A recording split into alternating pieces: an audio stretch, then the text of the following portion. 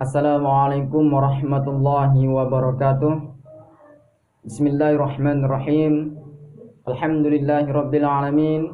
Allahumma shalli ala sayyidina Muhammad wa ala ali sayyidina Muhammad, amma ba'du. Perkenalkan, nama saya Saprul Rozi dengan NIM 200202112 dengan prodi Hukum Keluarga Islam, Fakultas Syariah, Universitas Islam Negeri Mataram.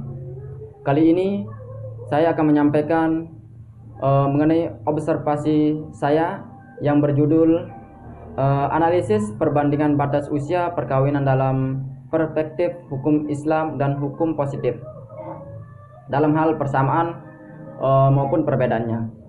Baik, sebelum kita merujuk ke pembahasan masalah persamaan dan perbedaannya, kita lihat dulu dari hukum positif dalam Undang-Undang Perkawinan Nomor 1 Tahun 1947 Pasal 7 Ayat 1 disebutkan perkawinan hanya diizinkan bila pihak pria mencapai umur 19 tahun dan pihak wanita berumur 16 tahun. Dan dalam batasan perkawinan menurut hukum Islam, beberapa ulama memiliki perbedaan pendapat, yang antara lainnya adalah menurut Ibnu Katsir, sampainya waktu perkawinan adalah cukup umur atau cerdas. Selanjutnya, menurut Rasyid, sampainya seorang kepadanya usia untuk melangsungkan perkawinan, yakni sampai ia bermimpi. Yang ketiga, jika melihat pemikiran ulama klasik seperti Maliki, Syafi'i, Hambali, dan Hanafi, mereka tidak mensyaratkan muwajjiz ataupun kedewasaan bagi calon mempelai. Bagi mereka akil dan balik saja cukup. Yang keempat, Hamka berpendapat Bulughah al-nikah diartikan dengan dewasa. Kedewasaan itu bukanlah bergantung pada umur, tetapi bergantung kepada kecerdasan atau kedewasaan pikiran.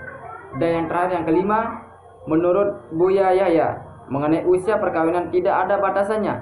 Saat seseorang menginginkan sebuah perkawinan, misal dari pihak perempuan masih pada usia dini, maka pihak laki-laki haruslah seseorang yang lebih tua agar bisa membimbing yang perempuan tersebut.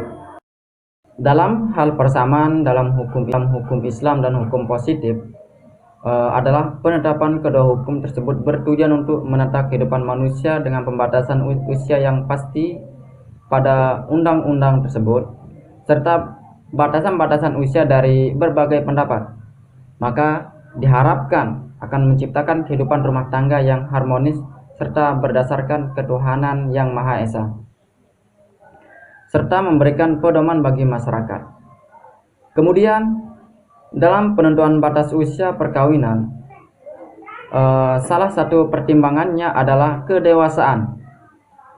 Dari segi kedewasaan, beberapa ada yang menetapkan dianggap dewasa ketika perempuan sudah mengalami menstruasi dan laki-laki mengalami mimpi basah.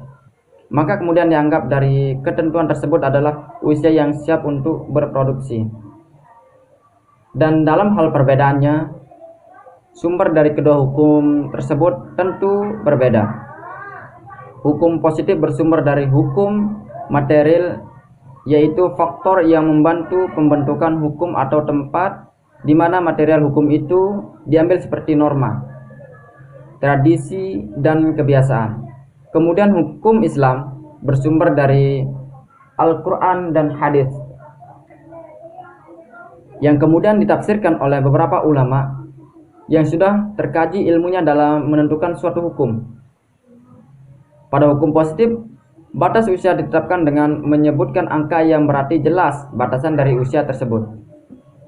Sedangkan dalam hukum Islam, dengan berbagai penafsiran para ulama serta tidak adanya nas dalam Al-Quran maupun hadis, maka bisa diambil beberapa pendapat yang sesuai dengan kondisi masyarakat tempat tinggal.